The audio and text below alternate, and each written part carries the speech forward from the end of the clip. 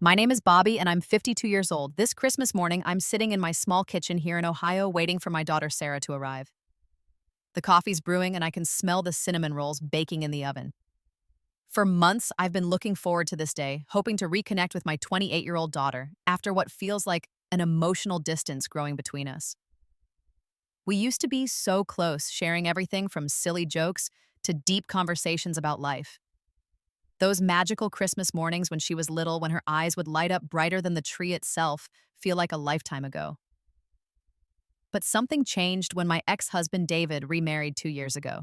His new husband Marcus brought wealth and luxury into their lives, and I've watched my precious girl slowly drift away from the simple values we once shared.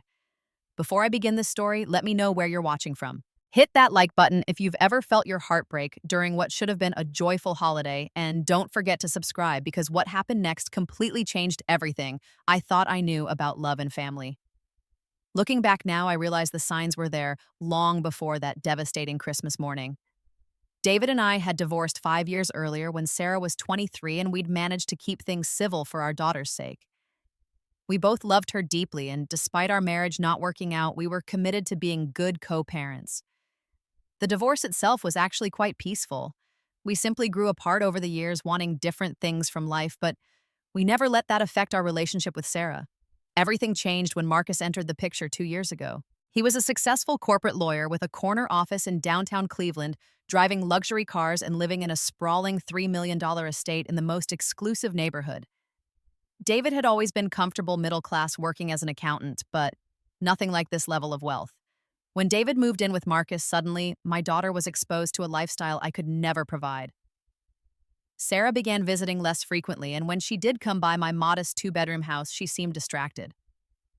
She'd talk about fancy restaurants. Marcus took them to weekend trips to New York City and shopping sprees that cost more than I made in a month, teaching third grade at the local elementary school. I tried to be happy for her, genuinely I did. I wanted my daughter to experience good things in life. But I started noticing subtle changes in her attitude toward my simpler way of living. The phone calls became shorter and less frequent.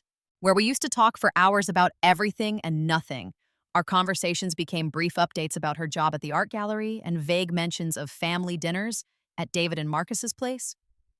She stopped asking about my life, my students, or the little things that used to matter to both of us. For this Christmas, I had spent 3 months carefully saving money from my teacher's salary. I wanted to get Sarah something special, something that would remind her of our bond and maybe help bridge this growing gap between us. I finally decided on a beautiful silver necklace with a heart-shaped pendant, very similar to the first piece of real jewelry I'd ever bought her for her 16th birthday. She had treasured that original necklace, wearing it every day until the chain finally broke during her senior year of college. I hoped this new necklace would bring back those sweet memories and show her that expensive doesn't always mean meaningful. Some of the most precious things in life come from the heart, not the wallet. I wrapped it carefully in tissue paper and placed it in a small velvet box I'd been saving for a special occasion. The night before Christmas, I could barely sleep. I kept thinking about how Sarah's face would light up when she saw the necklace, how maybe we could spend the whole day together like we used to, making cookies and watching old holiday movies. I had planned everything perfectly. I would make her favorite breakfast of star-shaped pancakes with fresh blueberry muffins, just like when she was little. But even as I made these plans, a nagging worry kept creeping into my thoughts. Sarah had already canceled our Christmas plans 3 times in the past month, each time citing some obligation with David and Marcus. When she finally confirmed she'd come for Christmas morning, I felt both relief and a strange sense of unease that I couldn't quite shake. Christmas morning arrived crisp and cold with a light dusting of snow covering the front yard. I woke up at 5 in the morning, too excited to sleep any longer. I spent the early hours preparing everything just right for Sarah's visit. The pancakes were made in perfect star shapes. The blueberry muffins were cooling on the counter, and I had even bought her favorite orange juice, the expensive organic kind that cost twice as much as the regular brand. Sarah was supposed to arrive at 9 o'clock sharp, just like when she was young, and couldn't wait to open presents. But 9 came and went, then 10. By 10:30, I was checking my phone constantly, wondering if something had happened. Finally, at 11:15, I heard a car door slam in the driveway. When I opened the front door, I barely recognized my own daughter. Sarah stepped out of a gleaming white BMW that definitely wasn't hers, wearing a camel-colored wool coat that looked like it cost more than my monthly mortgage payment. Her hair was professionally styled in a way that probably required a $200 salon visit, and she carried a Louis Vuitton handbag that I'd only seen in magazines. "Sorry I'm late, Mom," she said, barely glancing up from her phone as she walked past me into the house. Marcus had some last-minute business calls he needed David's help with. You know how it is with important clients. No hug, no Merry Christmas. Just an explanation that somehow made me feel like my time wasn't valuable enough to warrant punctuality. I forced a smile and led her into the kitchen where I'd spent so much time preparing her favorite breakfast. "I made your pancakes," I said, hoping to recapture some of the magic of past Christmas mornings. "And the blueberry muffins you used to love." Sarah glanced at the carefully prepared spread and said, "Oh, that's sweet, Mom, but I already ate." Marcus made us this amazing French toast with imported vanilla and fresh berries. It was incredible. She was scrolling through her phone as she spoke, occasionally typing responses to messages. "Who are you texting?" I asked, trying to keep the conversation going. "Just coordinating plans for tonight. We're having this huge Christmas party at Dad and Marcus's house. Marcus knows so many interesting people from work and their social circle. You should see their house right now, Mom. They hired professional decorators and everything looks like something out of a magazine." I felt a small stab of hurt. This was the first I'd heard about any party, and clearly I wasn't invited. But I pushed that feeling aside and focused on the positive. My daughter was here and we could still have our traditional gift exchange. "Well, I have something special for you," I said, reaching for the small wrapped box I'd placed under our modest tree. Sarah accepted the gift with a distracted thanks and unwrapped it quickly. When she saw the silver necklace with the heart pendant, she held it up briefly and said, "Oh, it's cute, Mom." Then she put it back in the box and slipped it into her expensive handbag without trying it on. My heart sank a little.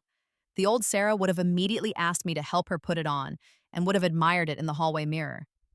This Sarah seemed to view it as just another item to deal with. "Don't you want to try it on?" I asked hopefully. "Maybe later," she said, already turning her attention back to her phone. "Actually, speaking of gifts, I have something really special planned for today. Dad asked me to invite you over to their place this afternoon. I want to give both of you your Christmas presents at the same time." The way she said "both of you" struck me as odd. David and I had been divorced for years. Why would she want to give us presents together? But Sarah seemed excited about whatever she had planned, more animated than she'd been since arriving. "It's going to be amazing," she continued, her eyes bright with anticipation. "I've been planning this for months. You're going to see just how much both of you mean to me." Despite my growing unease about the changes I'd seen in my daughter, I found myself agreeing to go to David's house. If this would make Sarah happy and help us reconnect, I was willing to put aside my discomfort. After all, it was Christmas and I wanted nothing more than to feel close to my daughter again. David and Marcus lived in what could only be described as a mansion. As I pulled my aging Honda Civic up the circular driveway, I felt intimidated by the sheer grandeur of the place. The house was a sprawling colonial-style estate with perfectly manicured landscaping even in winter.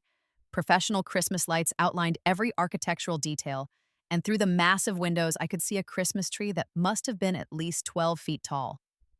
Marcus answered the door with a warm but somehow calculated smile. He was tall and impeccably dressed in what looked like a tailored cashmere sweater and perfectly pressed slacks. "Bobby, so wonderful to see you again. Please come in, come in." The interior was even more impressive than the outside. The entryway featured marble floors and a crystal chandelier that probably cost more than I made in a year. Original artwork adorned the walls, and everything looked like it belonged in an upscale design magazine. I felt underdressed in my simple green sweater and black slacks clothes that had seemed perfectly nice when I put them on this morning. David appeared from what I assumed was his home office, and I was struck by how much he'd changed. He wore an expensive-looking navy blazer over a crisp white shirt, and on his wrist was the Rolex watch Sarah had mentioned earlier. Even his posture seemed different, more confident, like he'd grown accustomed to this lifestyle of luxury. "Bobby, thanks for coming," he said, giving me a brief, somewhat awkward hug. Sarah's been so excited about today. She's been planning something special for weeks. Marcus led us into a formal dining room where a chef was putting finishing touches on an elaborate lunch spread. There was smoked salmon, imported cheeses, fresh fruits, arranged in artistic displays, and champagne chilling in a silver ice bucket. This was far from the simple holiday meals David and I used to share when we were married. Please sit wherever you'd like, Marcus said, gesturing to the dining table that could easily seat 12 people. Sarah should be down in a moment. She's just making some final preparations for the gift-giving ceremony. Gift-giving ceremony. The formal way he said it made me feel even more out of place. Growing up, Christmas gifts in my family were opened casually around the tree with hot chocolate and leftover Christmas cookies. This felt more like a corporate presentation. As we waited for Sarah, Marcus and David talked about their upcoming trip to Switzerland for New Year's Eve, the wine collection they were building in their basement cellar, and some art auction they'd attended the previous weekend. I tried to follow along and contribute to the conversation, but I felt like I was listening to people from a completely different world. When Sarah finally joined us, she was practically vibrating with excitement. She'd changed into a designer dress that probably cost more than my car payment, and she carried herself with a confidence that seemed new and somewhat unsettling. "Okay, everyone," she announced, clapping her hands together like she was calling a meeting to order. "I know you're all curious about the special gifts I mentioned. This Christmas is different because I finally have the means to really show my appreciation for the people who matter most in my life." The way she emphasized the people who matter most sent a chill down my spine, though I couldn't yet articulate why. David and Marcus exchanged a look that seemed almost conspiratorial, while Sarah beamed at them with obvious affection. "The gifts are out in the garage," she continued. "But before we go out there, I want to say that this year has taught me so much about what real family means, about who's really there for you when life gets complicated." Marcus reached over and squeezed David's hand. "We're so proud of the mature young woman you've become, Sarah. You've really learned to appreciate quality and substance." The comment felt pointed, though I couldn't be sure if it was intentionally directed at me. But the growing tension in the room was impossible to ignore, and I found myself wishing I'd just stayed home with my leftover pancakes and old Christmas movies. Sarah led us through the house to an attached three-car garage that was larger than my entire living room. Two items sat in the center of the space, covered with white sheets that had red ribbons tied around them like giant presents. The garage itself was spotless, with polished concrete floors and organized storage systems that looked like they belonged in a luxury showroom. "Okay," Sarah said, practically bouncing on her toes with excitement. "I've never been able to give gifts like this before, but thanks to some smart investments and a promotion at the gallery, I finally can really show how I feel." She walked over to the larger of the two covered objects and placed her hand on the sheet. "This first gift is for someone who has completely changed my perspective on what family can be. Someone who has shown me what it means to live with real class and dignity." My heart began to race with anticipation. Despite everything that had felt off about the day, I found myself hoping that maybe this grand gesture was Sarah's way of showing that she still valued our relationship, that beneath all the changes, she was still my little girl who appreciated the love and sacrifices I'd made for her over the years. Sarah pulled away the sheet with a dramatic flourish, revealing a brand new BMW X5 in glossy black paint. It was stunning, clearly worth at least $20,000, with a giant red bow tied around the rearview mirror and a card tucked under the windshield wiper. But instead of turning to me with that reveal, Sarah threw her arms around Marcus. "This is for you, Marcus," she said, her voice thick with emotion. "Thank you for being the father figure I never knew I needed. Thank you for showing me what it means to have standards, what it means to really live well. You've given me so much more than just nice things. You've given me a vision of the life I want to build for myself." Marcus looked genuinely stunned, his eyes filling with tears as he hugged Sarah tightly. "Sweetheart, I can't accept this. This is too much." "No," Sarah insisted firmly, it's not enough. You've opened doors for me, introduced me to people who've helped my career, taught me about wine and art and culture. You've been more of a mentor and father to me in 2 years than I've ever had before." David beamed with pride, putting his arm around both Sarah and Marcus. "I'm so proud of you, honey. This shows real maturity, real gratitude. Marcus has been incredible for our whole family." I stood there trying to process what I was witnessing. My daughter had just given a $20,000 car to her stepfather of 2 years, calling him more of a father than she'd ever had. The implication stung deeply, but I told myself that perhaps she was just caught up in the excitement of being able to afford such an extravagant gift. There's more, Sarah said, turning toward the second covered object. I have something for Mom, too. Relief flooded through me. Of course, she had something special planned for me as well. Maybe not a car, obviously, I wouldn't expect anything that expensive, but something that showed she valued our relationship, our history, all the years I'd spent raising her mostly on my own after the divorce. Sarah walked over to the smaller covered item and paused, looking at me with an expression I couldn't quite read. Mom, you always taught me that it's the thought that counts, right? That the most meaningful gifts come from the heart, not from how much money you spend. I nodded, feeling a warmth spread through my chest. Yes, that was exactly what I'd always taught her. Finally, it seemed like she was acknowledging the values I'd tried to instill in her. Well, she said, pulling away the sheet to reveal a small gift bag sitting on a folding chair. I got you something that perfectly represents everything you've always said about the true meaning of Christmas. She handed me the bag and I reached inside to find a single item, a plain white cotton handkerchief with "Best Mom Ever" printed on it, in crooked, obviously cheap lettering that looked like it had been done with an iron-on transfer that was already starting to peel at the edges. The contrast was so stark, so brutal that for a moment I couldn't comprehend what was happening. A $20,000 luxury car for Marcus and a dollar store handkerchief for me. But surely there was more to it. Surely this was just the first part of her gift to me. I thought about this really carefully, Mom. Sarah continued, and her tone had shifted to something that sounded almost condescending. You've always talked about how love and sentiment matter more than material things. You're always saying that the best gifts are the ones that come from the heart, not from the wallet. So I figured this was perfect for you. It shows how much I love you without getting caught up in all that superficial materialistic stuff that you always say doesn't matter. The words hit me like physical blows. She was using my own teachings, my attempts to help her understand that value wasn't measured in dollars, and twisting them into a justification for this humiliating contrast. Marcus was trying not to smile, but I could see the smirk playing at the corners of his mouth. David couldn't meet my eyes, clearly uncomfortable with what was happening, but unwilling to speak up. And Sarah stood there looking pleased with herself, as if she'd just delivered some profound lesson about values and gratitude. Plus, Sarah added, delivering what felt like the final knife twist, I know you're always talking about living within your means and being practical. This gift is definitely within everyone's means, and it's totally practical too. You can use it to, dust things or whatever. The garage fell silent, except for the sound of my heart pounding in my ears. I looked down at the cheap handkerchief in my hands, then at the gleaming BMW with its perfect bow, then back at my daughter's expectant face. She seemed to be waiting for me to thank her, to appreciate the twisted logic of her gift-giving philosophy. Instead, I carefully folded the handkerchief, placed it back in the bag, and walked out of that garage without saying a single word. The drive home was a blur of tears and disbelief. I somehow managed to navigate the familiar streets while my mind reeled from what had just happened. By the time I pulled into my driveway, my hands were shaking so badly I could barely turn off the engine. I sat in my car for several minutes staring at my modest little house that had never looked smaller or shabbier than it did in that moment.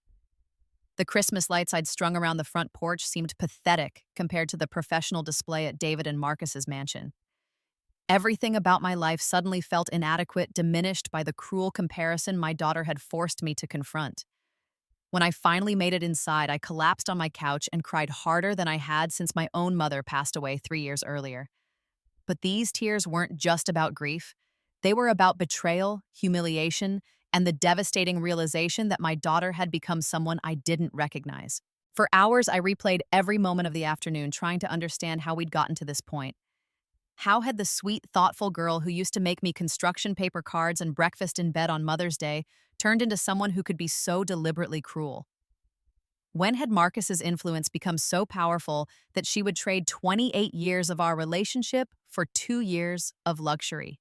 My phone rang 5 times that evening. Sarah's name appeared on the screen each time, but I couldn't bring myself to answer.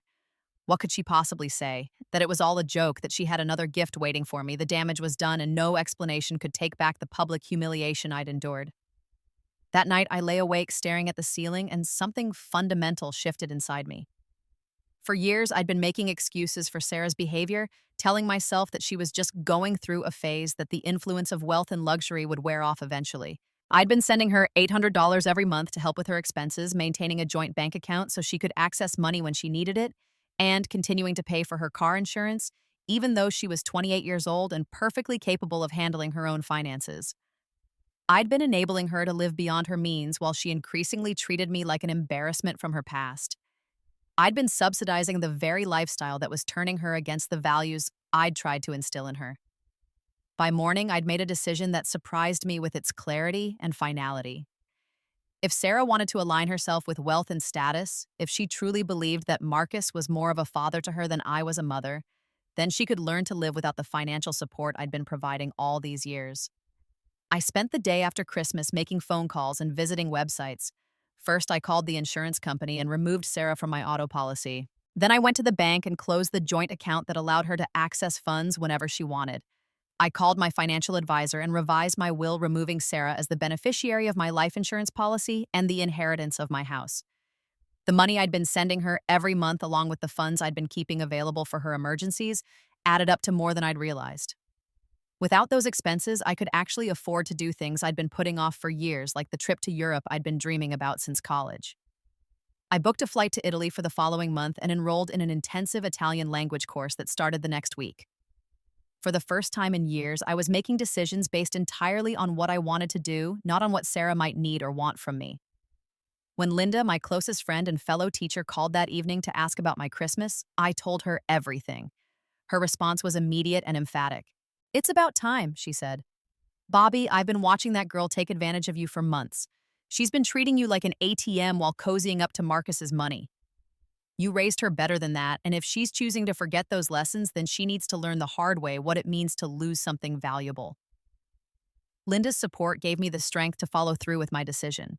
I blocked Sarah's number on my phone and removed her from my social media accounts.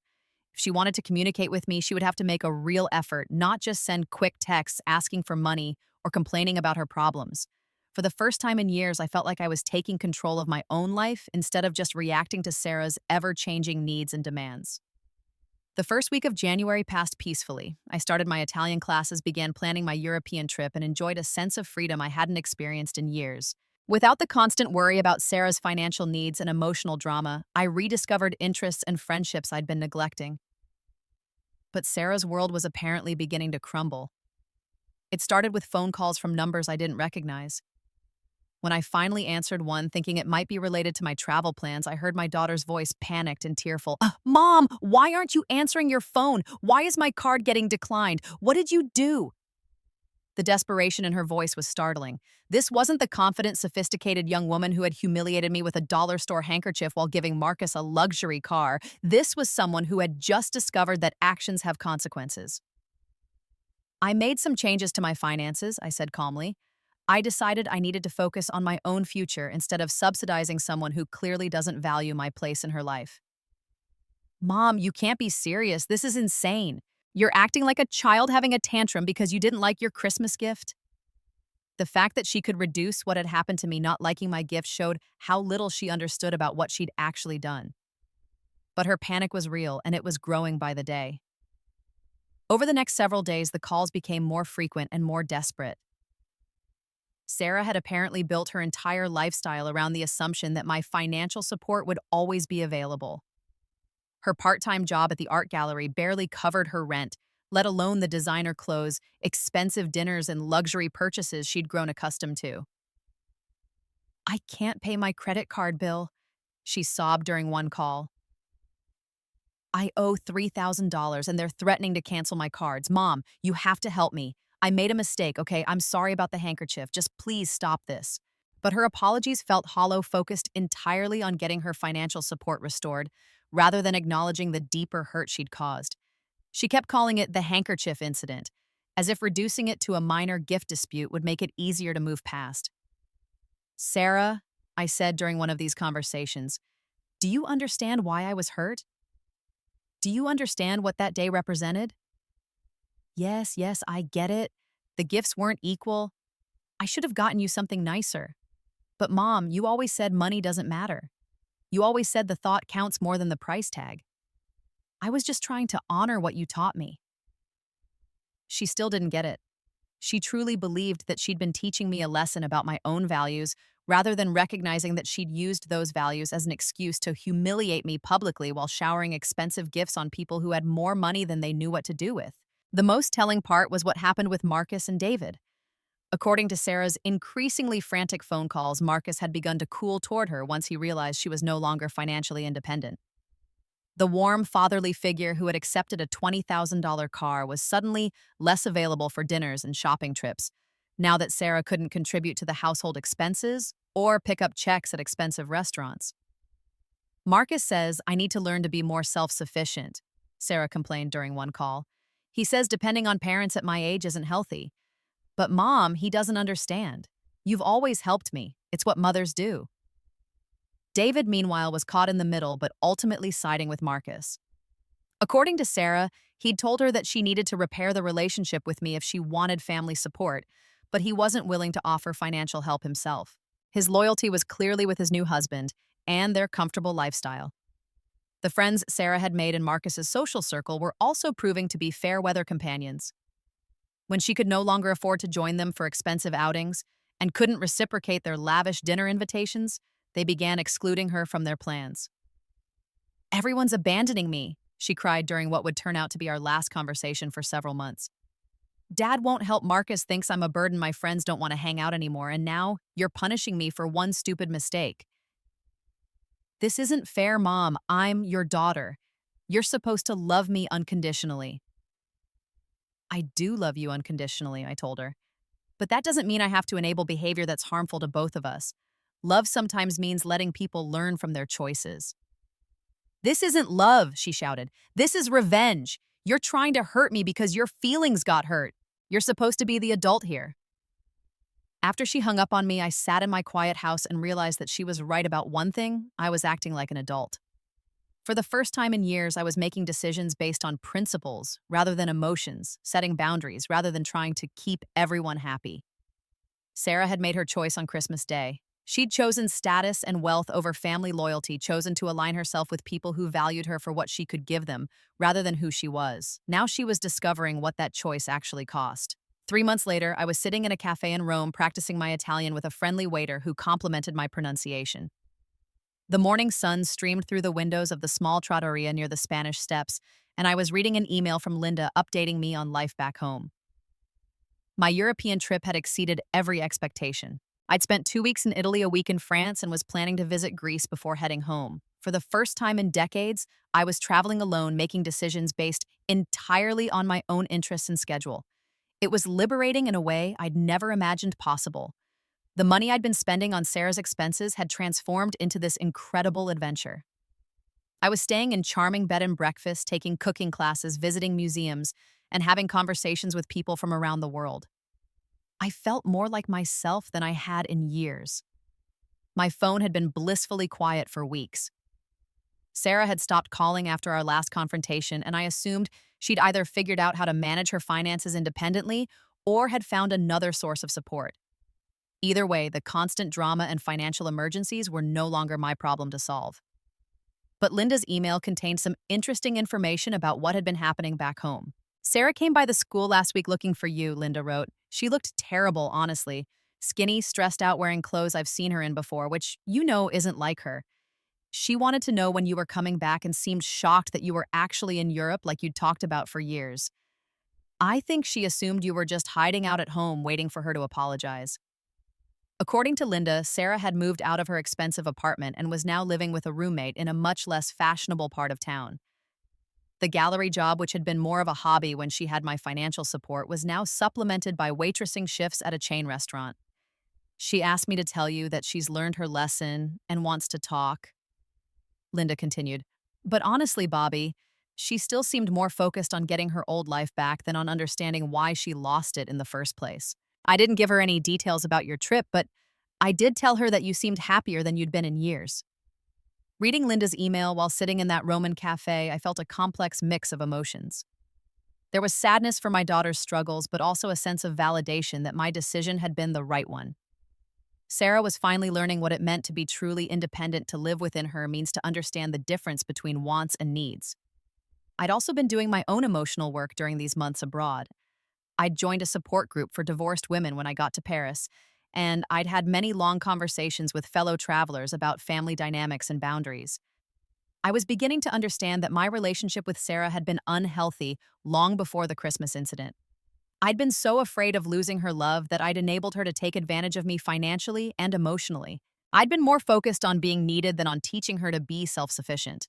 In trying to show unconditional love, I'd actually been showing her that there were no consequences for treating me poorly. The trip was also showing me what my life could look like when I prioritized my own happiness and growth. I was learning new languages, trying new foods, meeting fascinating people, and discovering strengths I'd forgotten I had. I was 52 years old, not dead, and I had decades of life ahead of me to fill with adventures and experiences. When I returned home 2 weeks later, there was a letter waiting for me. Sarah's familiar handwriting on the envelope made my heart race, but I waited until the next morning to open it, wanting to approach it with a clear head. The letter was 3 pages long, handwritten on simple notebook paper. It was different from her previous communications, less demanding and more reflective. She wrote about the past few months, about losing her apartment and having to learn to budget for groceries and utilities. She described the humiliation of having Marcus treat her like a financial burden and the pain of realizing that many of her friendships had been based on what she could afford to contribute to social activities. "I keep thinking about that day," she wrote. "Not just about the gifts, but about the look on your face when I gave you that handkerchief. I was so proud of myself for what I thought was this clever way to make a point about materialism versus sentiment. But Mom, I wasn't making a point about values. I was just being cruel to the person who has always loved me most." She went on to acknowledge that she'd been using my own teachings against me, that she'd taken advantage of my generosity for years while gradually distancing herself from the values I'd tried to instill in her. "I don't know if you can forgive me," the letter concluded. "I don't know if I deserve another chance, but I want you to know that I finally understand what I lost, and it wasn't just the money. I lost my mom, my anchor, my most constant source of love and support. And I did it for people who dropped me the moment I couldn't contribute to their lifestyle anymore." The letter moved me, but I didn't respond immediately. I needed time to think about what kind of relationship, if any, I wanted to rebuild with my daughter. The months of peace and self-focus had shown me that I could be happy without the constant stress of managing Sarah's crises and emotional needs. Over the next few weeks, I established a new routine at home. I continued with my Italian classes, started volunteering at a literacy program for adult learners, and began planning my next trip.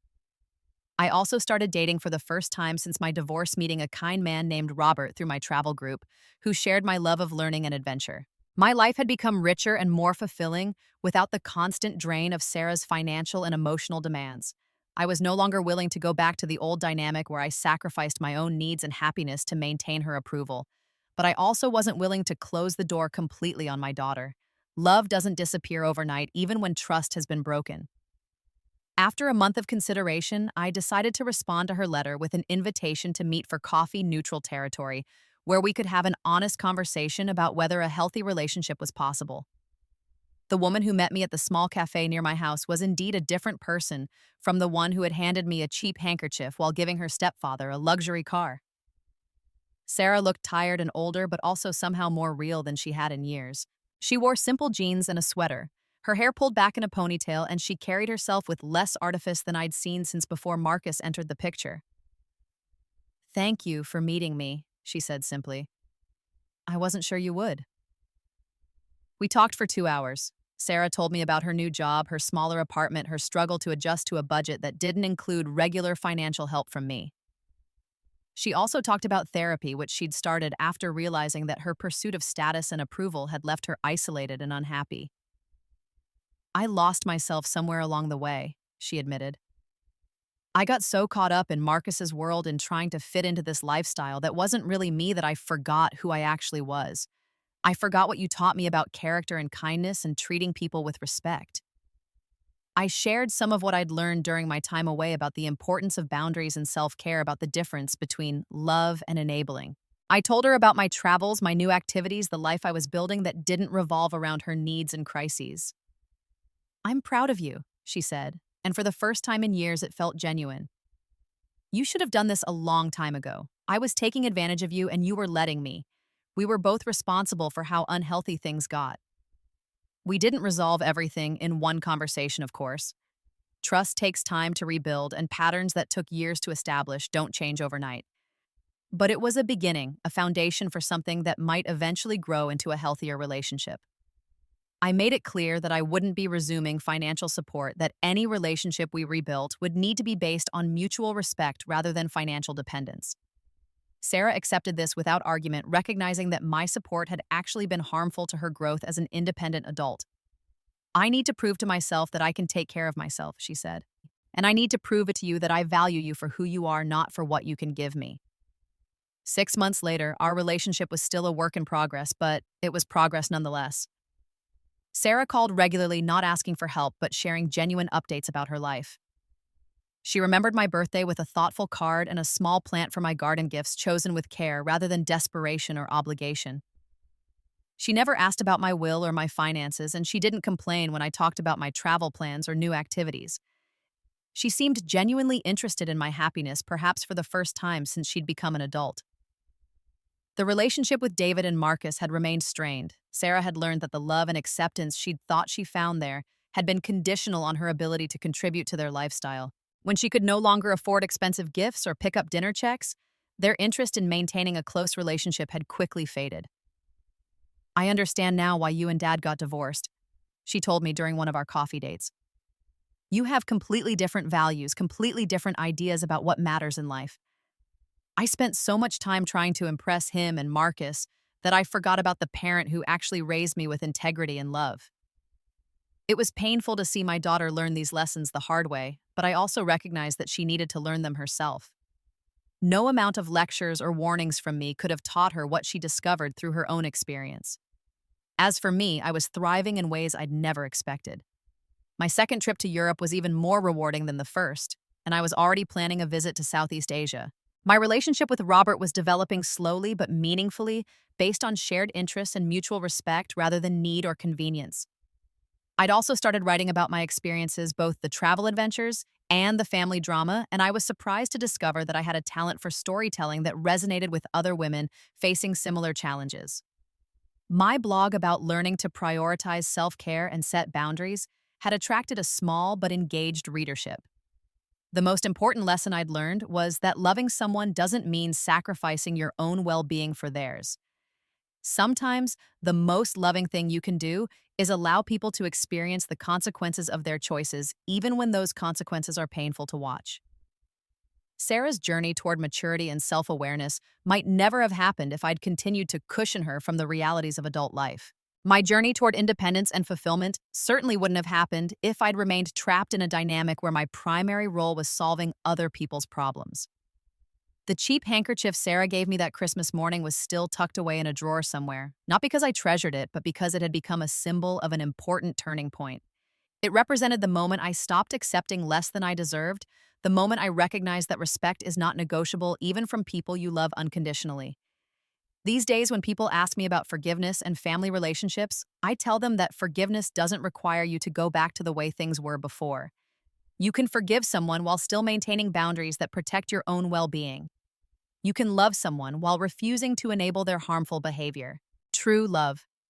I've learned sometimes means stepping back and allowing people to find their own way, even when every instinct wants you to rush in and fix things for them. Sometimes the greatest gift you can give someone is the opportunity to discover their own strength, their own resilience, their own capacity for growth. Sarah and I will probably never have the same relationship we had when she was younger, but what we're building now is healthier and more honest. It's based on who we actually are rather than on who we think we should be for each other. It's based on choice rather than obligation, on respect rather than need. And perhaps most importantly, it's a relationship where both of us are whole, independent people who choose to share part of our lives with each other rather than one person sacrificing herself for the happiness of another. That Christmas morning taught both of us lessons we needed to learn, even though the learning was painful. Sarah learned that relationships based on financial advantage are ultimately hollow and unsustainable. I learned that my own happiness and well-being are important enough to protect even from people I love most. The handkerchief represented the end of one chapter in our lives, but it also marked the beginning of something new, something more authentic and sustainable than what we'd had before. Sometimes the most painful gifts turn out to be the most valuable ones in the long run. Have you ever had to set difficult boundaries with someone you love? Have you experienced a moment when you realized that your kindness was being taken for granted or even used against you? I'd love to hear your thoughts and experiences in the comments below. Please like this video if my story resonated with you and subscribe if you'd like to hear more about the journey of learning to put yourself first without losing your capacity for love and connection. Share this with anyone who might need to hear that it's okay to choose your own happiness, even when it disappoints people you care about. Thank you for listening to my story, and I hope it helps you remember that you deserve to be treated with the same kindness and respect that you show others. May you find the courage to honor your own worth, especially during those moments when others seem to have forgotten it.